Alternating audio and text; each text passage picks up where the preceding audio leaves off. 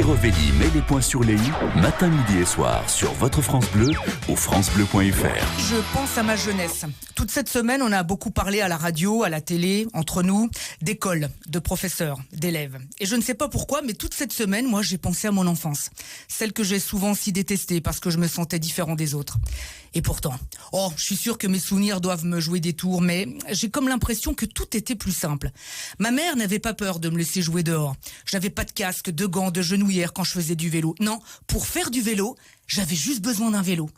Pour être dans le coup, j'avais accroché un bout de carton avec une pince à linge sur la roue. Ça faisait du bruit. Voilà, fallait pas grand-chose pour être dans le coup. Je n'avais pas de console hors de prix, de téléphone dernier cri, de tablette 9 pouces. Non, je n'avais que mes 10 doigts pour imaginer mon monde idéal.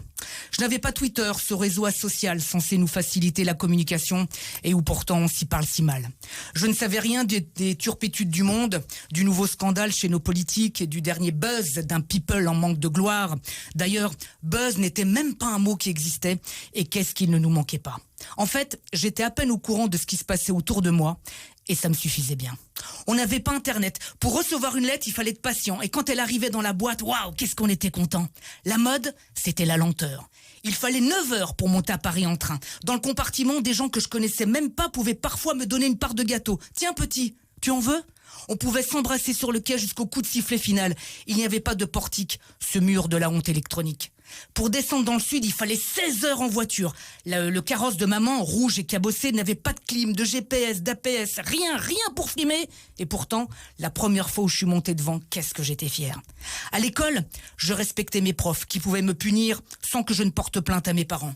À la maison, je respectais mes parents qui pouvaient parfois me mettre une fessée sans que je ne porte plainte à la justice. Cette semaine, j'ai beaucoup pensé à Madame Beauvais, ma prof de français en 5e, si patiente et dévouée avec le jeune déstructuré qui lui faisait face. Sans elle, le petit garçon pas terrible que j'étais ne serait sans doute pas, à présent, le petit homme pas si mal que je suis devenu. Alors même si ce n'était pas mieux avant, je vous souhaite sincèrement à tous des Madame Baudet pour que ce soit un peu mieux aujourd'hui. Allez, portez-vous bien et bon appétit bien sûr.